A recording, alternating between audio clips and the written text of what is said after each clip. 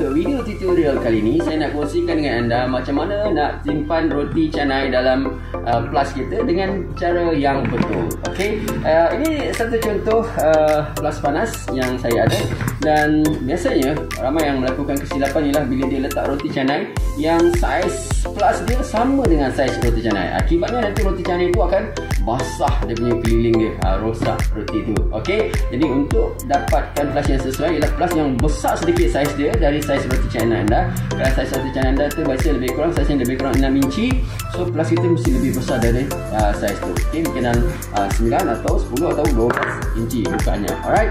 Okey, untuk langkah seterusnya anda perlukan satu piring macam ni. Okey, satu piring macam ni. Kemudian kita telangkupkan piring ni masukkan dalam flash ni. Okey, sebelah ni masuk.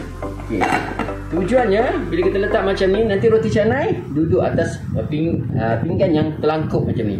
Okey, kalau kita terus saja letak roti canai tanpa alas, nanti air wap yang turun dekat bawah tu akan basahkan pula roti canai yang paling bawah tu. Jadi bila kita letak satu pinggan yang dah terlangkup macam ni, barulah kita letak roti canai. Contoh ni lah roti canai. Okey, barulah kita letak roti canai tengah-tengah ni. So keadaan dia akan jadi macam semacam ni. Nampak jadi roti canai tak kena dinding keliling dan tak juga basah di paling bawah tu. Okey, kemudian satu lagi anda ambil satu tuala, okey, dan letakkan di atas mulut flash ni.